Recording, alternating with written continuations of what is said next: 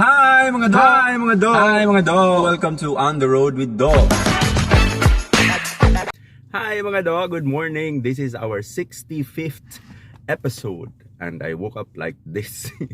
I woke up with a lot of news feeds about politics, and so I thought maybe instead of our usual self-help empowerment talks in our vlog, maybe from this point onwards, it's also a good opportunity for me to use this platform to educate our voters.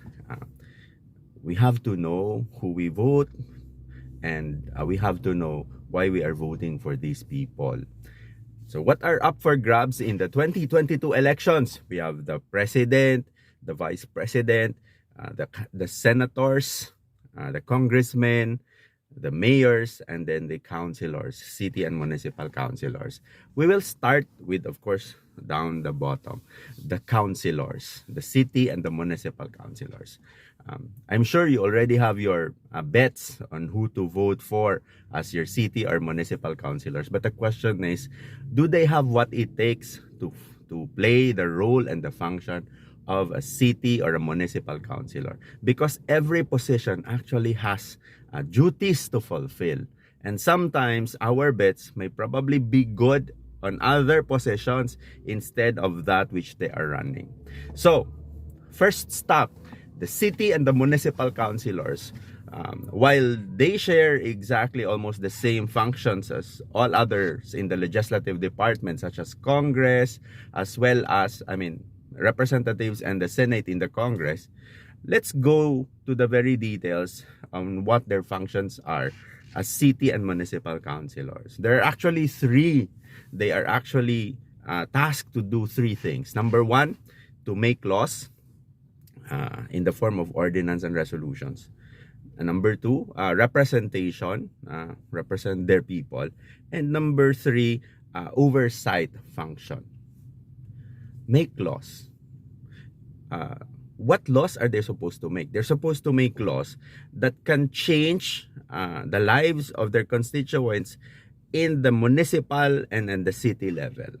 Laws, ordinances such as ordinances that can enable people either to work, to have a sense of peace and order, to have a sense of opportunities for different people to engage, things like that.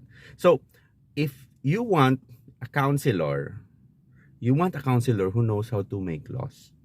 Not necessarily be a lawyer, but someone who can do research and someone who knows how to conduct public consultations, consult experts and not just people, and then craft them into well and meaningful ordinances. Why? Because if you vote for someone who don't know how to make laws, you end up with councilors who only make laws about the name of roads. There's so many useless laws that are being made on a daily basis by different city and municipal councilors. So if you want someone who can change your lives, vote for someone who knows how to make laws that can actually help you better your work, better your life. Second, representation. Someone who will represent you, someone who can represent you on decision makings that will actually back your interest. Because there are a lot of lawmakers whose interests are being influenced by their sponsors. This is one of sad realities, that a lot of our politicians are being backed by corporate interests. And so they are representing the interests of the few business people instead of the bigger majority. So try to check if your counselor has your interest at hand. What kind of advocacy does your counselor fight for? Does it fight for your interest? Will it represent you and your interest? And lastly, oversight function. And this is very crucial. Oversight function is, the power of the council as a group to check on whether or not the executive department and all its agencies are actually functioning and are accountable for the things they do, and whether or not the policies being made as well as ordinances that had been made prior are actually working. So most of the oversight functions are seen in the budget cycle, especially on budget deliberations. If there's one thing that the city or the municipal council has, it is the power of the purse. That's how powerful they are. In fact, they're even more powerful than mayors, because not a single centavo will be released and can be released from our budget and from the people's money if without the consent and without the approval of the city council. For experience, for example, in Cagayan de Oro, that when the city council, the whole city council majority is against a mayor, they can actually do a zero budget. They can actually make the mayor's life a hell by not approving any budget at all. And we've experienced that on the first term, for example, of Mayor Oscar Moreno. That shows how powerful the city council is. And so what kind of city councilor do we want then from that experience?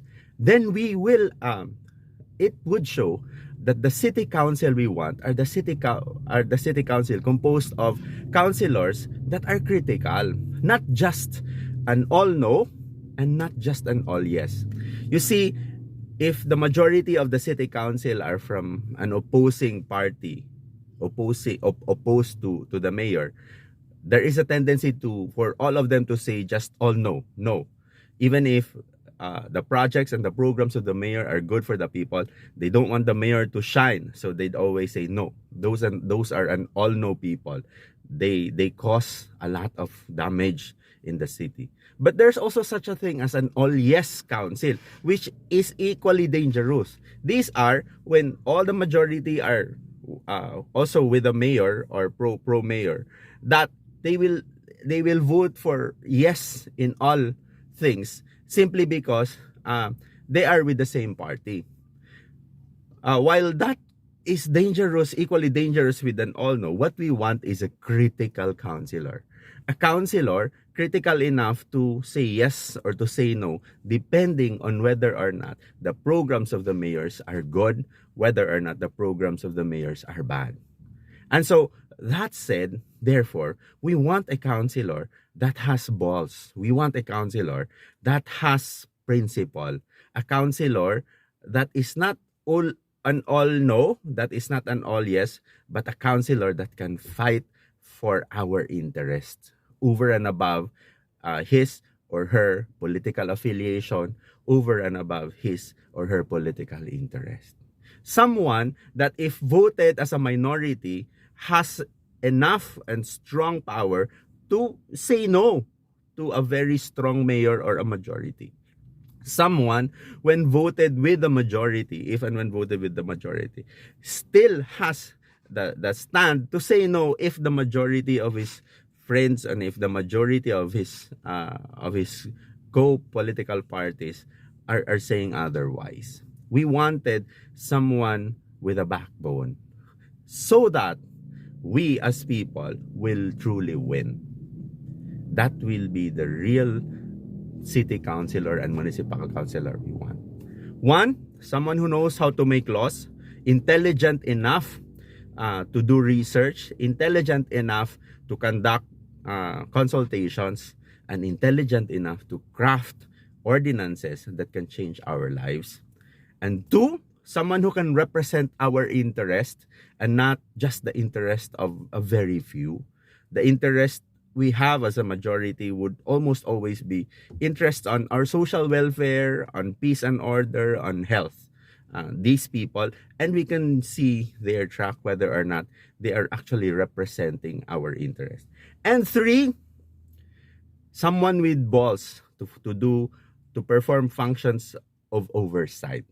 Someone with principle to either help the mayor come up and implement programs that will make our lives better, or say no to a mayor if and when the programs that the mayor is pushing are not really what the people needs. See how important a city and a municipal councilor it is. It's more than just popularity. It's more than just being kind. It has to be played by someone with the skills that can forward our interest in the local level. That said, do you think you already have the right counselor? If so, good. If not, do your research first before casting that vote. Have a good day, mga do.